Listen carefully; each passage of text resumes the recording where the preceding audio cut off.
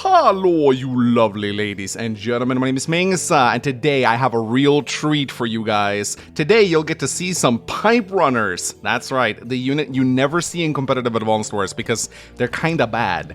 Today, we're playing on a map which practically revolves around pipe runners. It's the entire gimmick. This is from round 1 of a tournament called the Quack Cup, which is an ongoing tournament on Advanced Wars by Web. We have 3 right now. We have the Mariner Cup, which is a standard tournament. Then we have the upcoming Smacky Cup, which is the Fog tournament. And then we have the Quack Cup, which is a high funds gimmick tournament. And this one is by far my favorite out of the 3 because, you know me, I love weird and wacky matchups, and that's exactly what this tournament is all about. Not only do we get to play high funds in a tournament setting, which is a lot of fun, but we also get to see wild maps. This one is called Escaping Arkham, and it is just incredibly wild. I mean, look at this. You have pipes going all the way around the map, and we have one base on each side exclusively for building pipe runners. You can build other units on these bases, but they won't be able to go anywhere because they're surrounded by pipes. So you have 2 bases, and then one base reserved exclusively for pipe runners. And the pipe runners will actually be able to cover a big portion of the map, as you can see right here. They won't be able to shoot at things in the very middle, but as you can see, most of the properties on this map are actually based in the corners. So the pipe runners will be absolutely essential. Now normally, you don't see a lot of pipe runners in Advanced Wars. This is because, of course, they're limited to moving on pipes. They cost 20,000. Their firepower is similar to that of a rocket, but they can attack air. So they're incredibly fast, but of course, when you're limited to moving on pipes, there's not that much you can do. But when the map is literally designed around them, you will see pipe runners aplenty. Furthermore, we're actually playing a Tier 2 high funds match. What does this mean? Well, it means you can go up against Grit, and as you can see with this matchup, that's exactly what I ended up going up against. Now, Grit pipe runners are pretty scary because they get that +1 extra range, and they get boosted further by his powers. We're gonna go into the matchup a little bit later, but basically, when you play this map, there's kind of like a rock, paper, scissors thing going on here, where you can try to pick Javier, which of course hard counters Grit, but it's risky to pick Javier because if you're not going up against Grit, then Javier is a pretty bad CO because the comm towers on this map, they're pretty exposed, they're very easy to take, and if you lose a comm tower as Javier, well, that's GG. So I was contemplating picking Javier because I knew that a lot of people would pick Grid in this tournament, but I was worried that I was going to get counter-picked and someone was going to pick like Max or something like that. So I decided to go for the safe pick, which is of course Von Boltz. Now Von Boltz, he doesn't have a great matchup against Grid. He does get 10% firepower and defense, which is nice, but he doesn't get any movement, which is the one thing that really hampers Grit. I'd say even Adder has a better matchup against Grit than Von Bolt in high funds, because getting that extra movement is essential for closing the gap and taking out his artillery. And of course, in this map, we also have to worry about pipe runners. So when you're playing against Grit, you're kinda on the clock. You need to shut him down before he accrues a critical mass of indirects, and this will happen a lot quicker than you might think. Now, of course, this doesn't mean that Grit is that good in high funds, because you can, of course, just front switch away from whatever front he has the most indirects at. And not to mention, Von Bolt's Ex Machina can actually be pretty devastating when it comes in, because Grit likes to clump up his indirects into a ball, and if you can get a good Ex Machina down, shut down a bunch of his rockets and artillery, then he's in trouble. Of course, it's very easy to divert his Ex Machina with pipe runners because they're so valuable. So we'll see if I'm able to make any use of this power at all. I'd say that this is a difficult matchup, but I would also say that playing Grit on this map, it's not as easy as you may think. There's a lot of factors to consider here. You gotta be very, very careful. So, without further ado, ladies and gentlemen, let us jump into the first match of the Quack Cup. So, my opponent is named Slim Dims. Never heard of this guy before. He's around 1,000 MMR, I think. A lot of people, there's a lot of wacky ratings going on in this tournament because I think your rating is based on high funds, and no one ever plays high funds. It's pretty much just like a true boss and 3 other people. So most people don't really have a lot of MMR in high funds. which is why you're going to see a very big gap between skill levels of various players. But of course, Slim Dims down here in the bottom right, both players start with a transport copter, which can be broken out. Now, this is a bit of a double-edged sword because, of course, when you break out this transport copter, it means your pipe runners can no longer go this way. So you want to make sure you get a couple pipe runners through this little pipe before you decide to blast it down. But usually I'd say going for the airport is definitely worth it. I want to get it for sure because against Grit, if it's just purely land-based battle, then that's a really bad news. Against Grit, you want battlecopters and bombers aplenty, because they are really the key to shutting down his wall of indirects. This forces him to build anti-air, maybe missiles in some situations. Now, his pipe runners can attack air, so we'll probably not see missiles. It's very uncommon to see missiles, even when playing against Grit. I've seen it maybe a few times. They're just not that great. Their mobility is far too low. So, but you can see Slim Dims already opens up an artillery here. This is, of course, to try and blast up this pipe seam. And we won't see any pipe runners for the first few days, but it won't take long until both players eventually gets the economy to build pipe runners pretty regularly, because of course with only 2 bases you want to build a lot of infantry, which means you save up money, which means you have more money to spare for pipe runners. So it looks like Slim Dims is not going to break down his pipe right just yet. He wants to probably just move the artillery over and try to lock down some properties. Again, going up against Grit, you can expect Grit players to just spam arty. Here, I decided to go for my first pipe runner, and just look at the mobility of these guys. They can move incredibly fast. They have 1, 2, 3, 4, 5, 6, 7, 8 move, which is a lot. And their range is pretty good too. They have the same range as rockets, but with less minimum range. Pipe runners are pretty vulnerable to ground units though. Tanks do quite a number on them. Even infantry can do decent damage to pipe runners. And battlecopters too absolutely wreck them, so... here you can see Slim Dims also building a pipe runner of his own. He has that 1 extra range, which means that I will forever lose kind of like a range off. He'll be able to leapfrog his way forward, and I'll be forced to either back off. But there's also another thing that you can do with pipe runners, and that's to put them next to each other. Because of course I can block his pipe runner by placing mine adjacent to him, because of course he can't fire on adjacent pipe runners. But here I send my pipe runner over here. My idea is to use the pipe runner and this mech to shoot down these two, shoot down this pipe seam. 1 shot from the pipe runner and 2 shots from the mech should be enough to blast down the pipe seam with my Funbolt firepower. So that will allow me to pump out battlecopters. Also gives you a free transport copter, which is much appreciated. And again, the replay viewer is a little bit weird. Whenever you attack pipe seams, it doesn't register. So it'll take a little while before the pipe seam actually gets shown as destroyed. But if you look at the hit points, you can see that I did attack it. Really wish Demon Hunter would make a patch and fix this soon, because this has been like an issue for months. So, and I do see that frequent patches are being rolled out for the replay viewer. So I'm wondering why this particular issue haven't been resolved yet. I mean, I don't know, maybe it's a hard thing to fix. Not sure. Anyway. My turn rolls in, and again, both players just grabbing what they can, going about their capturing ways. And of course, Slim Dims sending his pipe runner over in the south here. I'm going to send my pipe runner north. One thing that you can do to shut down some of Grit's pipe runners is to try and blast his seams. This will reduce the mobility of his pipe runners, prevent them from going into the corner here. This is difficult to do, though. This is pretty difficult to do because if you're not careful, he can easily just move his own pipe runner up and shut yours down. Now here I get a quote-unquote free hit against this infantry right here. And I build another pipe runner. Again, just because you're up against Grit and his pipe runners are better than yours does not mean that you cannot build pipe runners. They're still essential for this map.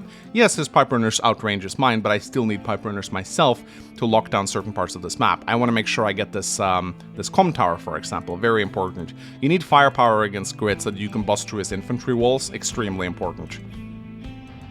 Now, there are 2 labs on this map. I think they're the only kinds, so they essentially work as HQs. So you can go for an HQ cap on this map. Again, he has busted down his pipe. It's not visible. It will update itself soon. But yeah, he's been using this artillery to blast down this pipe seam. Builds a second pipe runner. Moves his artillery up here.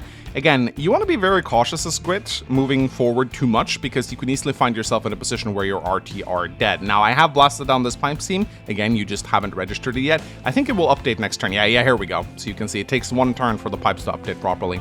Now I'm going for the airport, sending my own pipe runner down here. I know that his pipe runner will probably go north, so I want to position myself in such a way that I can put my pipe runner next to his to shut it down. Not kill it, but just prevent it from moving around. I go for a Neo-Tank. I always like building Neo-Tanks against grid and high funds because, again, medium tanks are too slow. You need the 6 move, and you also need to be able to one-shot units to bust through his walls, so Neo-Tanks are perfect for that. Sure, they die pretty quickly to artillery fire, but you want to position them in such a way that grid won't be able to shoot on them to begin with. And again, I find medium tanks to just be too slow and high funds against grid, so I'd rather build infantry and save up for Neo-Tanks. Here, Slim Dims is moving his pipe runner. Just look at the range of this thing. I mean, look how big of a map, a big part of a map that it just locks down. I mean, it's absolutely ridiculous. He sends a Neo-Tank of his own. Every time you get grit to build like a Neo-Tank or an anti-air, I consider that a victory. That's like artillery that he won't build. But of course, I mean, as a grit player, you can't just build artillery. You need some kind of meat to protect them, otherwise you're just gonna die. Here he does a bit of a joint cap, and again, this is a bit of a mistake. I'm very able to break through this wall right here with my 10% extra firepower as von Bolt. So he's making a little bit of a mistake here. He's definitely overextending his grit. He really badly wants to grab these properties. He's being a bit greedy, but as you can see right here, it's very easy for me to bust through this wall. I send my tank right here, my infantry over there, and boom, there you go. That's a devastating blow for grit. Now, of course, this does require me to put a tank in range of his pipe runner, which is bad, but I consider this an absolute win because every time you can sack a tank to almost invalidate one of Grit's RDs, it's definitely worth it. Tanks are much easier to get into the fight. They only take a couple turns to set up, whereas an RD is much slower. It takes a lot longer to get an RD into battle. So RDs, even though they're worth less than the tanks, 6,000 to the tank 7,000, taking down one of Grit's RDs is a victory. Even if it's just removing it to 4 HP, I will gladly sack one of my tanks to invalidate one of his artillery, because suddenly he doesn't have that much of a presence in this area anymore. Of course, he still has the pipe runner, but I can shut that down myself with other means. So again, don't let your RDs take damage early as grits. That is usually going to get you killed.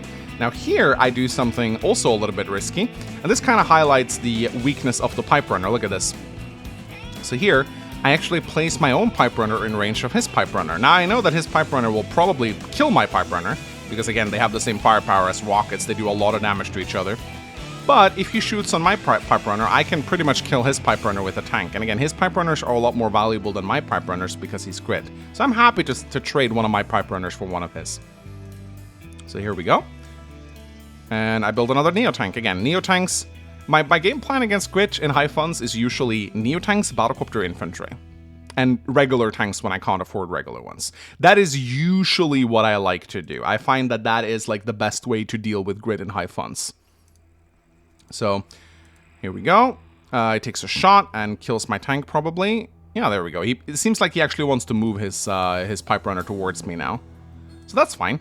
Again, he can move his pipe runner 2 up, I think. And by doing that, he will be able to zone out my pipe runner, who can only attack so far. Of course, it's a little scary because, again, his pipe runner is kind of exposed here. If I get a shot off with my tank, then he's definitely dead. So he needs to be careful. But he does take a shot at my pipe runner, reducing it down to 1 HP. It barely survives, thanks to the von Bolt defense. And this is actually a pretty big deal because, yeah, sure, this pipe runner can't really be used to attack anymore, but I can still block his pipe runner with it. So the fact that it survived is actually pretty huge for me. Just one of those reasons why the extra defense von Bolt gets can be very crucial in certain matches. He builds another pipe runner. And here, yeah, you can see this. So this was a big mistake on his end. I don't know if he really knew that pipe runners were vulnerable to tanks, but they are. Look at this. Boom. 4 HP. I mean, like, they're really weak to ground units. They get no defense on the pipe, and I take another shot. So I've invalidated both of his pipe runners. Not completely. They still got a little bit of punch left in them, but they're not as dangerous as they used to be. And hey, I take a shot here because why the hell not? And then there you go. This is what you can do with a pipe runner of your own. I call this pipe runners kissing each other. You know, they're just standing there like, you know. And when pipe runners are kissing, you know, you can't get shit done. So whatever you do not let the pipe runners kiss. This is extremely important. I don't care if that's your thing. I don't care if you really are into pipe runners kissing each other. It's bad news, especially for Grit. He doesn't like that. So here I build a bomber. Bombers are also fantastic against Grit. I consider them just like battlecopters, but better.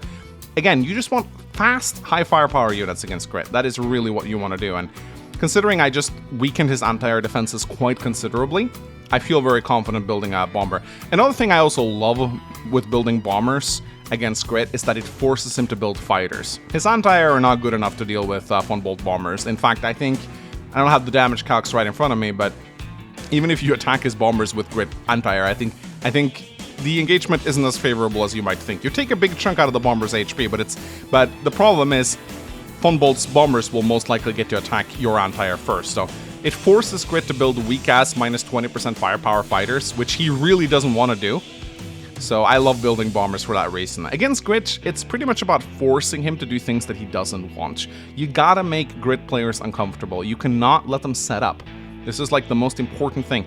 Against Grit players, hyper-aggressiveness is the only thing that works. You kick back and you let the Grit player be comfortable, they're just going to build a wall of artillery and you lose the match. So I would say if you haven't applied pressure by like day 7 to day 10, you're probably losing. Anyway, my Pipe Runner goes down and a snipe attack comes in. Again, very smart. Most Grit players don't want to use their superpower. Their normal power deals exactly the same damage as their superpower, so it's just superior in most situations unless you need the extra range. So here he moves in another Pipe Runner, and again you can see, look look at the range of these things, is disgusting. So here, yeah, sure, I can shoot on his Neo Tank, but then he kills my Pipe Runner on the next turn, so I gotta be careful here. He also gets a good shot off my tank right here, but my Ex Machina is coming in. Takes a bit of a shot at my infantry here. Yeah, this is a bit of a Manx infantry right here, honestly. You should be more careful. These things are just going to get wiped out. He builds a bomber, which I was a little bit surprised to see, and an anti-air and a bomber instead of a fighter. I really don't think that's going to end up working for him that much. So here, yeah, my Ex Machina is not that far off. And here, I get a nice little shot at his Neo-Tanks. I was pretty happy about that, using both my Neo-Tanks to wipe out his. So he's definitely overextending a little bit in the bottom. This is where he's strong. And yet he's taking a bunch of engagements over here, which I don't think are very good for him. So yeah, he definitely should have been a little bit less reckless down here, especially as a Grit. Like, you don't want to take slugfest. You don't want to slugfest against the old man. Like, Von Bolt is going to beat you up. Yeah, sure, he's in a wheelchair, but you don't want to mess with him. He's actually pretty strong. But one thing that has kind of been bothering me a little bit is that I still don't have my goddamn comm tower. And here, I actually sack a tank just to interrupt the cap, because, again, in high funds, this is definitely worth it. In high funds, you get 2,000 per property as opposed to the normal 1,000, so interrupting enemy caps on your properties is doubly important. This is not just 2k income more for him, it's 2k income less for me. So a captured property from the enemy equals 4,000 resources swinging in the other direction. This is huge. This is a tank every other turn, essentially, in terms of pure value. So sacking a tank to interrupt this cap is definitely worth it, because it earns itself in practically after 2 turns. So and again, if I let him take this, then it's going to be very hard for me to take this back. With 2 bases, that means there's going to be less infantry on the map. As you can see, the infantry count is a lot lower, because of course we want to build some vehicles too. So every infantry is worth a lot more. So that's why normally in like a standard match this would be a bad move, like sacking a tank to interrupt an infantry like this, but in high funds the rules change a little bit. Here I build a fighter to counter his bomber. Yeah, sure, it's a Grit bomber, but it still packs a punch. I still need something to deal with it. So day 11 rolls in. This Pipe Runner still alive, still being a little bit annoying. He takes a shot at my tank, moves in with his battlecopter. I knew this would happen, I'm okay with that. But here he is about to make a very, very big mistake, and I'm wondering if you guys can spot it. So take a look at this positioning right now, and tell me if you can see the game-winning move. Because here, I was like, I think I can pretty much win this match right now, if I manipulate his units ever so slightly. Yeah, and then, yeah. So do you see the game-winning move right here, ladies and gentlemen? Do you see the great game-winning move? Take a while. Pause the video if you want a little bit. Study the battlefield a little bit. See if you can come up with the best move. I'm not saying this is the best move, obviously, but so here I'm like, Ex Machina comes in. It'll probably hit here, I would imagine, due to all the pipe runners. But what if I take down this Antire? So now I've taken down this Antire, which means that I've made the Ex Machina go from up here to down here because I've reduced the value. So I pop my Ex Machina, and boom, it hits here, locking down the Neotank, but also base locking him with this Antire. So now this bomber has free reign. Obviously, there's a fighter in the area, but the thing is, funny thing is, this bomber has 20% increased defense right now. And this is a fighter with minus 10% firepower, so it's actually not going to deal that much damage to the bomber. It'll be able to still do its thing, so. And also, if he moves in with this fighter, I get to strike his fighter with my fighter on the next turn. So here, I decide to move in with my Neotanks. I have an Antire backing up these Neotanks if he decides to use his bomber, so I'm okay with that. And look at that, Antire also deals pretty decent damage against against Pipe Runners. Again, Pipe Runners just aren't very durable. They're very exposed. The best place to place them is usually in the corners where they cannot be attacked by anything. But it's hard to get them into this position. And now I'm pretty much just cleaning up his units in the corner here. Again, you can see Grit's strong on paper for sure. Pipe Runners are very scary, but man, it's rough to have to split yourself so thinly over the map. I mean, you know, Grit players, what do they want to do? Well, they want one front, essentially. They want to clump their units together in one giant death ball and just inch it forward. This map actually forces the Grit player to fight on two fronts, which is very bad. And here, you look at this. Okay, that actually dealt more damage than I thought it would. I thought it would be living with 4 HP left or something, but I guess I was a little bit, my calcs aren't that on point. But still, I mean, I consider this an absolute win. He gets a little bit of a shot here. Yeah. Grit bombers, not great. Absolutely not great. He has to build another fighter because I keep building bombers. So again, it's all about forcing the Grit player out of their comfort zone. Boom, goodbye bomber. Antire coming in as well. And look at this, another artillery falls. His pipe runner falls as well. He's just not able to set up the concave that he wants to set up. His transport copter goes bye-bye too, and needs to move this pipe runner away very soon. Again, phone bolts Antire on cities. Bombers can't do shit. Now he's also going to lose his comm tower. So that's really bad news for him. He really doesn't want to lose that 10% firepower. And furthermore, he doesn't want to give that 10% firepower bonus to me. And again, you see just continuing to build fighters, bombers, forcing the Grit player to build units that he doesn't want to build. And at this point, there isn't really that much more that he can do. He takes a fighter engagement here. And he has his super snipe ready, but doesn't really matter. So yeah, he falls. So pretty fun match, short match. Not like a super high skill level game, but I still thought it was an entertaining first round of the Quacky Cup, or the Quack Cup as it's called. And yeah, there's a lot of Grit players in this entire tournament because, well, I'm not going to spoil anything, but there's going to be a lot of Grit players. Let's just put it that way. Lots of Grits. Anyway, ladies and gentlemen, hope you guys enjoyed this first tournament match. Let me know what you think about it. Let me know what you think about Pipe Runners. I will see you guys next time. Bye-bye!